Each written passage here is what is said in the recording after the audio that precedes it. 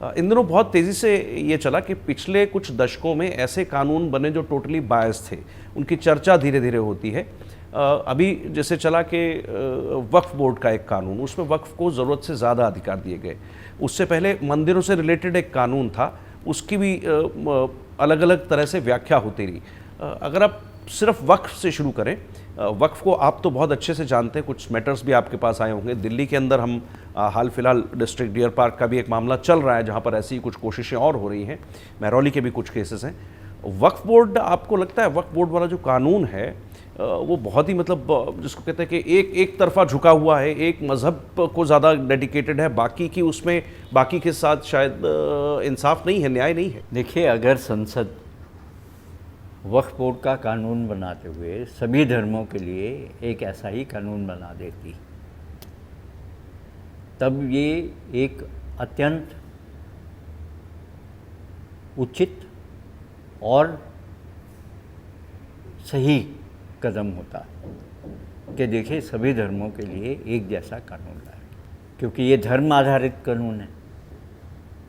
इसमें आपने एक धर्म के अंदर के लिए एक बोर्ड बना दिया, उस बोर्ड के अंदर एक कमिश्नर को इतनी शक्तियां दे दी और सर्वेयर को विशेष तौर पर कि वो किसी भी प्रॉपर्टी का सर्वे करके ये कह दे कि ये तो वक्फ की प्रॉपर्टी है।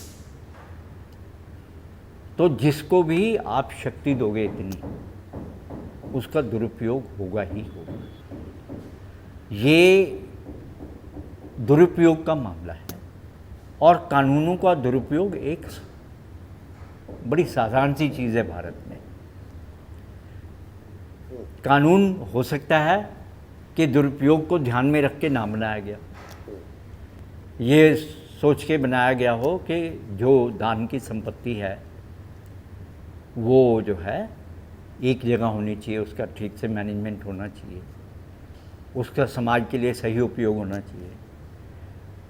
मैं ये नहीं कह सकता कि जब बनाया गया तब इसका उद्देश्य ये रहा होगा, लेकिन लेकिन आज ऐसा हो गया है। लेकिन आज ये हो गया, तो आज आवश्यकता इस बात की है कि जिन धाराओं का दुरुपयोग हो रहा है उनको पुनः व्याख्या कर दी जाए।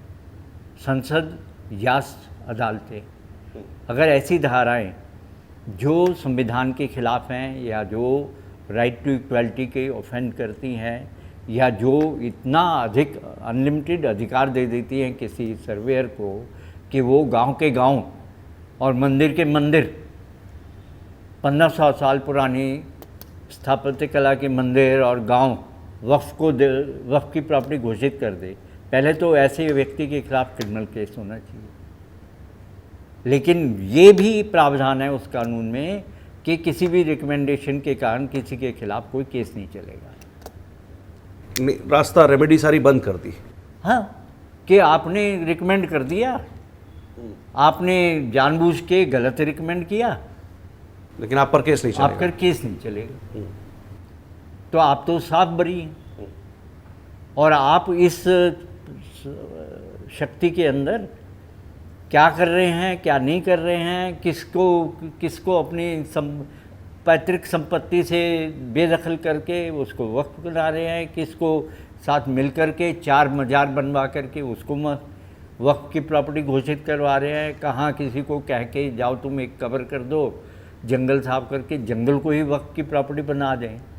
तो ये सारे काम सरकार का काम है, ये देखना और रोकना। और अगर सरकार ही मिल जाए, वो कहते हैं ना, खेत बाड़ी अगर खेत को खा ले तो क्या करेंगे? तब आप न्यायालय के पास जाते हैं। अब न्यायालय को देखिए क्या करते हैं न्यायालय। ये ठीक है, न्यायालय में अभी मामला है, कोर्ट भी सुनेगी। जैसा आपने कहा उसके हिसाब से संविधान सम्मत तो ये नहीं दिखता, लेकिन उसी तरह का मंदिरों के लिए भी जो कानून जिस तरह का बना कि उस समय से पहले के जितने भी मंदिर हैं या उसके बाद के, उनका स्टेटस नहीं बदला जाएगा, इस तरह की बात क्या लगता है कि बदलते समय में, क्योंकि कई चीज़ें आज हिस्टोरिकली चीज़ें, देखिए, अयोध्या का चला, मथुरा काशी का चला, पीछे कई चीज़ें मंदिरों का कानून जो है हमारे मूल कानून का उल्लंघन था। हमारे मूल कानून जो हमारा वो है हिंदू धर्म का मंदिरों के ऊपर कानून है, वो ये है कि मंदिर का जो इष्ट देवता होता है, स्थापित जो देवता होता है किसी भी मंदिर का, कभी भी वो मंदिर बना हो, वही संपत्ति का मालिक होता है। उसका मालिक कोई शबायत या कोई पुजारी या वो नहीं होता, कोई निजी व्यक्ति नहीं होता। प्राइवेट मंदिर हो अलग बात है, किसी ने अपने घर में मंदिर बना रखा हो अपनी संपत्ति पे, वो अलग है।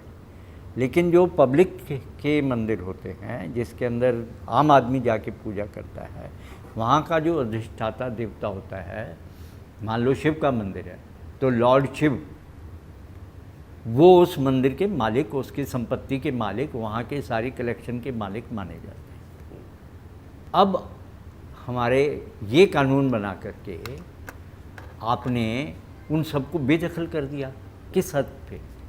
और इधर वक्फ को आपने अधिक अधिकार दे दिया कि वो 1500 साल पुराने मंदिर को भी कह दे। कौन सा संविधान का वो कहता है कि आप किसी को भी उसकी संपत्ति से बेदखल कर सकते हो,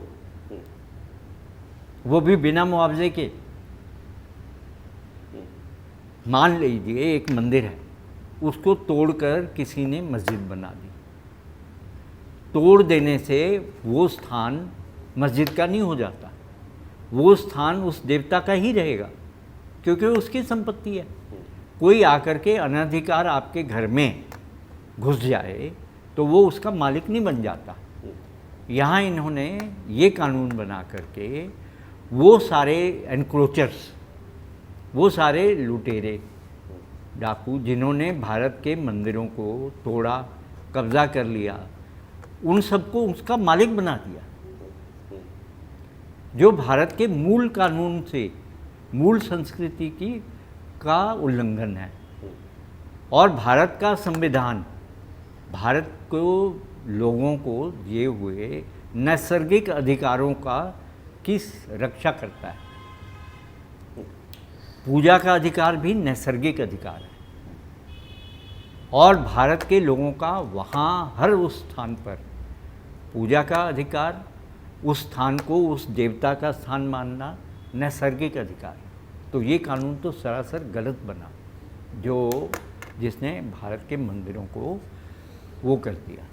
ठीक है, आपने सही कहा। और अभी मामला कोर्ट में है तो कोर्ट अपने हिसाब से इसको मेरिट पे या फिर पार्लियामेंट को क्या तय करना है, आपने बहुत अच्छी इंसाइट दी। और न्यायिक व्यवस्था में क्या कुछ खामियां हैं उन पर भी आपकी दृष्टि रही। कुछ कानून हैं जिनकी हाल फिलहाल चर्चा हो रही है, उन पर भी आपने जो बातें बताई, मुझे लगता है कि 5 जनवरी के दर्शकों के लिए सब बहुत काम में आने वाला है। उनको इन चीज़ों से काफ़ी जानकारी बढ़ेगी, ज्ञान बढ़ेगा, प्रेरणा भी मिलेगी, कुछ चीज़ें सही और गलत देखने की दृष्टि भी मुझे लगता है विकसित होगी। जस्टिस शिव नारायण ढींगरा, SN ढींगरा, बहुत बहुत धन्यवाद 5 जनवरी के इस प्लेटफॉर्म पर जुड़ने के लिए। अभी के लिए इतना ही। 5 जनवरी पर फिर अन्य विषय के साथ भेंट होगी। नमस्कार।